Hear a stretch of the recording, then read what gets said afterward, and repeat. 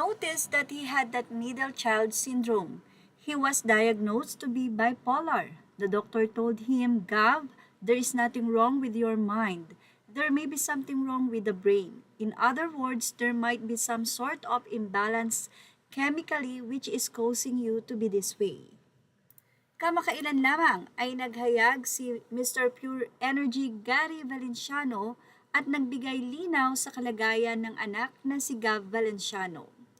Isang paglilinaw ang ating hatid kaugnay sa kumakalat na mga post at video tungkol sa umano'y malubhang kalagayan ng dancer, choreographer at creative artist na si Gabriel Gav Valenciano, anak ng OPM icon na si Gary V. Sa mga nakalipas na araw, muling lumutang sa social media ang mga post na gumagamit ng nakakaalarmang headline tungkol kay Gab. Kabilang ang mga nagsasabing siya ay kritikal umano ang kalagayan. Gayunman, wala tayong nakitang mapagkakatiwalaang ulat mula sa malalaking news organization na nagpapatunay na kasalukuyang nasa kritikal na kondisyon si Gab. Sa katunayan, may mga mas bagong indikasyon na aktibo at patuloy na nagtatrabaho ang anak ni Mr. Pure Energy Gary V na si Gav Valenciano. Noong June 2026, kasama si Gab sa North American Tour ng kanyang amang si Gary Valenciano na pinamagatang Gary V Inspired. Kasama siya sa 4 na concert stops sa Estados Unidos kung saan bahagi siya ng produksyon at performance ng kanyang ama. Iniulat din na nagpatuloy ang kanilang pagtutulungan bilang mag-ama sa entablado. Mas kapansin-pansin din ang kamakailang social media activity ni Gary Valenciano noong August 12, 2026.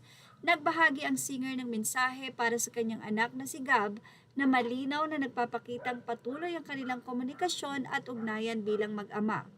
Hindi rin bago para sa pamilya Valenciano ang pagharap sa mga sensitibong usapin tungkol sa kalusugan at mental health ni Gab. Noong 2021, ibinahagi ni Gab ang isang personal na health update matapos siyang sumailalim sa mga pagsusuri sa ospital. Ayon sa kanyang pahayag noon, karamihan sa resulta ng kanyang mga pagsusuri ay normal. Ngunit sinabi niyang na-diagnose siyang pre-diabetic at kailangan niyang mas bigyan ng pansin ang kanyang physical and mental health. Samantala, naging bukas din ang pamilya Valenciano tungkol sa pinagdaraan ng mental health struggles ni Gab.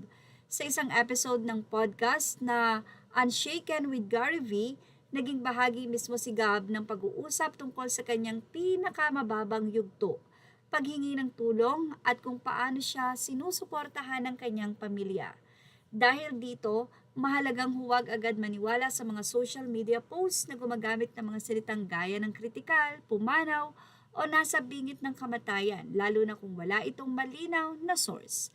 May kasaysayan na rin ng ganitong uri ng maling impormasyon tungkol kay Gab. Noong 2019, kumalat ang isang death hoax na nagsasabing pumanaw na nga daw ang anak ng sikat na singer na si Gary V. Agad itong pinabulaanan ng kampo ni Gary V at isinulat ng ABS-CBN and Inquirer ang insidenteng iyon bilang isang pekeng balita. Kaya sa ngayon, ang pinakamahalagang mensahe ay wala pang kumpirmadong ulat mula sa mapagkakatiwalaang news sources na nagsasabing kritikal ang kasalukuyang kalagayan ni Gav Valenciano. Sa halip, ang pinakahuling mapagkakatiwalaang impormasyon ay nagpapakitang patuloy siyang aktibo sa kanyang creative work at nakasama pa niya ang kanyang ama sa kanilang mga proyekto at pagtatanghal.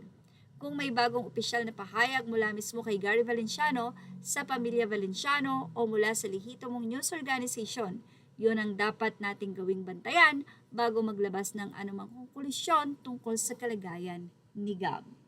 At yan ang ating Showbiz Snap update. Images are all credit to the rightful owners. Please like, share, and subscribe.